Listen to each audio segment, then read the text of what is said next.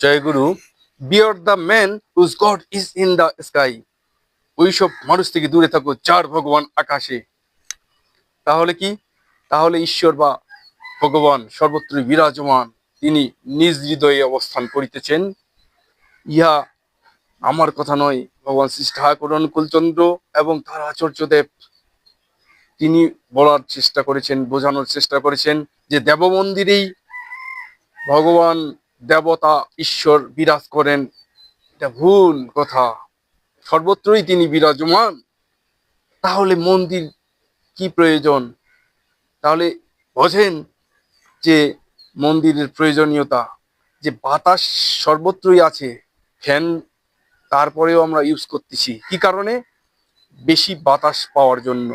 তো ভগবান বা ঈশ্বর সর্বত্রই আছে, কিন্তু বেশি বেশি ঈশ্বরকে বোঝার জন্য, উপলব্ধি করার জন্য মন্দিরের প্রয়োজনীয়তা আছে। সে কারণে মন্দির আমাদের নির্মাণ করা হয়, এটা ঠিক।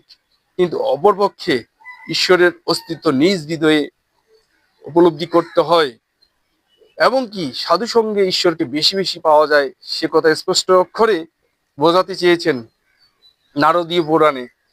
নারায়ণ নারদকে বলছেন যে নাহং তিষ্ঠামি বৈকুণ্ঠে যোগিনাং হৃদয়ে নচ মদ্ভক্ত যত্র গায়ন্তী তত্র তিষ্ঠামি নারদ। হে নারদ, আমি ওই বৈকুণ্ঠীয় থাকি না, যোগীদের ধ্যান লব্ধ হৃদয় বন্দরেও বিরাজ করি না। যেখানে আমার ভক্তরা স্মরণ মরণ নিরুদ্দেশন করে, আমি ওই স্থানে অবস্থান করি নারদ।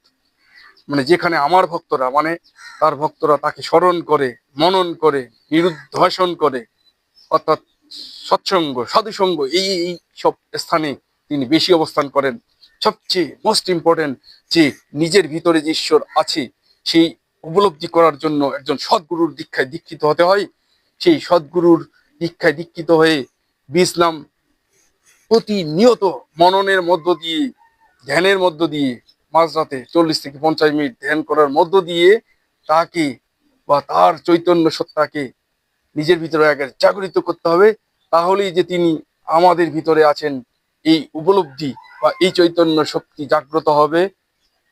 এটাই প্রত্যেকের প্রতি দৃষ্টি আকর্ষণ করে আমি বলতে চাই, আহ্বান করতে চাই, আসেন সকলে মিলে শ্রী ঠাকুর অনুকূল চন্দ্রের আদর্শে দীক্ষায় দীক্ষিত হয়ে তাকে স্মরণ মনন নিরুদ্দেশন করার চেষ্টা করি, আমাদের চৈতন্য শক্তিকে জাগ্রত করার চেষ্টা করি।